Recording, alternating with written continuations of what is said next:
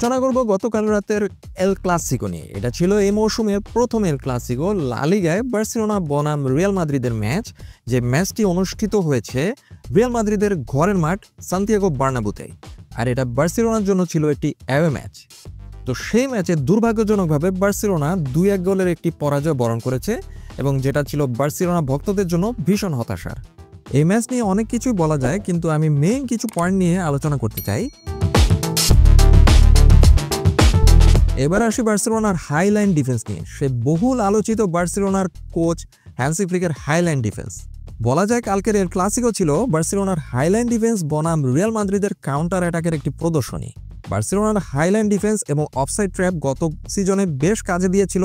Hansi Flick তিনটি ঘরোয়া শিরোপা জিতে ঘরোয়া ট্রেবল জিতেছিলেন, কিন্তু এটা স্বাভাবিক যে আপনি একটা সিজনে যে ট্যাকটিক্স অ্যাপ্লাই করবেন, পরবর্তী সিজনে আপনার অপোনেন্টরা আপনার ট্যাকটিক্সকে অ্যানালাইসিস করে আপনার দুর্বলতা উইকনেস খুঁজে বের করবে এবং তার বিপরীতে তারা তাদের স্ট্র্যাটেজি ঠিক করবে।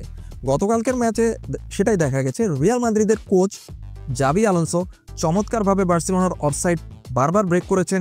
বার্সেলোনার অফসাইড ট্র্যাপের কারণে রিয়াল মাদ্রিদের তিনটা গোল গতকাল রাতে বাতিল না হলে বার্সেলোনাকে আরও বড় ব্যবধানে হারতে হতো।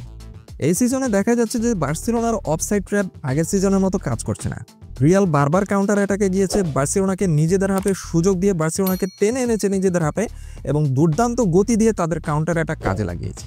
14 মিনিটের মাথায় অফসাইডের কারণে এমবাপের যে গোল বাতিল হয়েছিল, সেটা আসলে বলতে গেলে এমবাপের একটি দুর্দান্ত ফিনিশিংয়ের উদাহরণ। সেখানেও বার্সেলোনার হাইল্যান্ড ডিফেন্স এক্সপোজ হয়ে গিয়েছিল। আসলে কালকে রিয়াল মাদ্রিদের খেলা দেখে মনে হয়েছিল যে তারা কৌশল নিয়েছিল যে বার্সেলোনার এই অফসাইড ট্র্যাপ বারবার ব্রেক করবে, এবং এক্ষেত্রে বেলিংহাম দুর্দান্ত খেলেছেন। কোচ জাভি আলোনসোর যে প্ল্যান পরিকল্পনা ছিল সেটাই বেলিংহাম বারবার মাঠে অ্যাপ্লাই করে দেখিয়েছেন।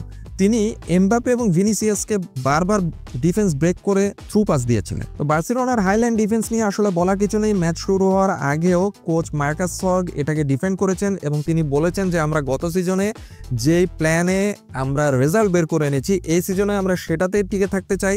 আমরা আমাদের পরিকল্পনা বদলাবো না। বলতে গেলে এক প্রকার গোয়ার্তুমি করছেন কোচ হ্যান্সি ফ্লিক এবং অ্যাসিস্ট্যান্ট কোচ মার্কাস সল।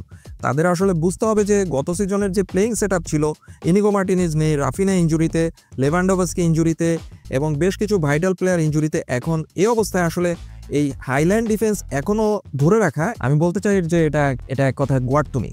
তবে অন্যদিকে আবার এটাও সত্য যে বার্সেলোনা গত কয়েকটা মৌসুম ধরে যে পরিমাণ ফেলিওর হচ্ছিল, সেই ফেলিওর এক কথায় হ্যান্সি ফ্লিক তার খেলার ধরন দিয়ে, তার প্ল্যান দিয়ে বদলে দিয়েছিলেন। হ্যান্সি ফ্লিকের খেলার ধরন ছিল আসলে হাইল্যান্ড ডিফেন্স রেখে বার্সেলোনা কাউন্টার অ্যাটাকে যাওয়া, এবং এই কাউন্টার অ্যাটাক বার্সেলোনা প্লেইং স্টাইলে একটি নতুন একটা বিবর্তন নিয়ে এসেছিল। রাফিনা ফিট ছিলেন, লেভানডোভস্কির মতো গোল স্কোরার ছিলেন যিনি কিনা অনেকগুলো গোল করেছিলেন গত সিজনে, ইনিগো মার্টিনেজের মতো একজন অভিজ্ঞ সেন্টার ব্যাক ছিলেন। তো সব মিলিয়ে বার্সেলোনার গত সিজনটা ছিল হ্যান্সি ফ্লিকের জন্য একটি সাফল্যমণ্ডিত সিজন এবং তার প্ল্যান পুরোপুরি কাজে লেগেছিল। কিন্তু এই সিজনে দেখা যাচ্ছে যে ইনজুরির কারণে কোচ হ্যান্সি ফ্লিক তার সেই প্ল্যানে পেরে উঠছেন না এবং বারবার ব্যর্থতা দেখতে হচ্ছে বার্সেলোনা ভক্তদের। তবে এবার শেষ কথায় আসি যে বার্সেলোনা ভক্তদের হতাশ হওয়ার আসলে কিছু নেই। অনেকগুলো ভাইটাল প্লেয়ার বার্সেলোনার ইনজুরিতে আছে, এমনকি কোচ কালকে মাঠে ছিলেন না। অন্যদিকে 70 থেকে 80 হাজার বার্নাব্যুর দর্শক বার্নাব্যু স্টেডিয়ামের ছাদ বন্ধ করে গগন বিদারী চিৎকারে রিয়াল মাদ্রিদের প্লেয়ারদেরকে সাপোর্ট দিয়েছিলেন। এটা মোরালি রিয়াল মাদ্রিদকে অনেক বুস্ট আপ করেছিল। অন্যদিকে বার্সেলোনা প্লেয়াররা মোরালি অনেক ডাউন হয়ে গিয়েছিল। আর ভালো রেফারিং হলো অবশ্যই বার্সেলোনা ম্যাচে টিকে থাকতে, এমনকি ম্যাচটি জিততেও পারতো হয়তো। তো এই ছিল আমার ম্যাচ বিশ্লেষণ। আপনারাও আপনাদের কমেন্ট, আপনাদের মন্তব্য জানাতে পারেন। এই ম্যাচ নিয়ে আপনাদের কি দর্শন আছে, এই ম্যাচ নিয়ে আপনাদের কি পয়েন্ট অফ ভিউ আছে, সেটা শেয়ার করতে পারেন কমেন্ট বক্সে। সবাই ভালো থাকবেন। আল্লাহ হাফেজ।